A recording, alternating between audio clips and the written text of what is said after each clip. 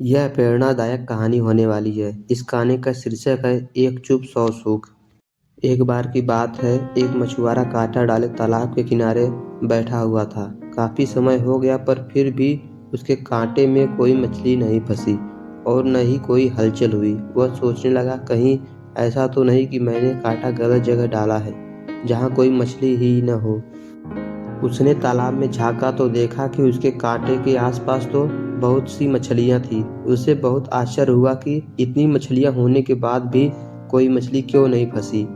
एक राहगीर ने जब यह नज़ारा देखा तो उसने मछुआरा से कहा, लगता है भैया, आप यहाँ पर मछली पकड़ने के लिए बहुत दिनों बाद आए हैं। भैया, क्या आपको नहीं पता कि अब इस तालाब की मछलियाँ कांटे में नहीं फंसती? मछुआरा ने बड़ी हैरानी के साथ पूछा, क्यों, ऐसा क्या है इस तालाब में? रागी ने जवाब दिया, कुछ दिन पहले ही इस तालाब के किनारे एक संत ठहरे थे। उन्होंने यहाँ मौन की महत्ता पर प्रवचन दिया था।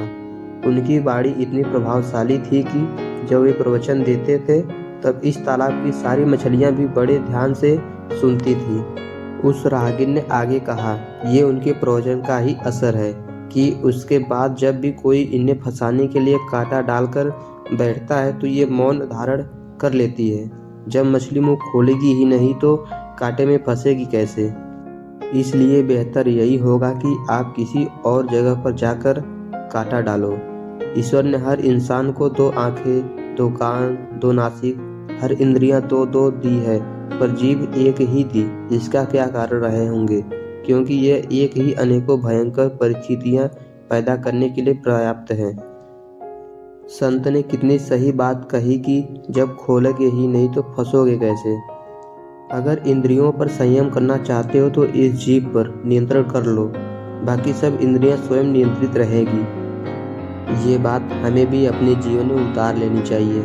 कई बार व्यक्ति के अनुचित बात या व्यर्थ बोल से बनते काम भी बिगड़ जाते हैं। जीवन भर के लिए रिश्तों में कड़वाहट पैदा हो जाती है, उसका समाज में यश गिर जाता है।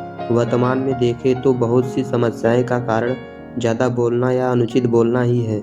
ईश्वर कहते हैं कि कम बोलो, धीरे बोलो और मीठा बोलो। हमारी मीठी वाणी से बिगड़ते काम भी बन जाते हैं, लोगों की दुआओं के पात्र बन जाते हैं। वाणी से हमारे व्यक्तित्व की पहचान होती है। जिस व्यक्ति का व्यक्तित्व जितना गंभीर गुणों से भरपूर होता है, उसकी वाणी में उतनी ही विनम्रता होती है। विनम्रता पूर्वक व्यवहार हमारे चरित्र को ऊंचा बनाता है, समाज में सम्मान दिलाता है। कई बार न बोलना भी उचित होता है। मित्रों, इस कहानी से आप लोगों को क्या समझ आया? आप लोग जरूर बताएं।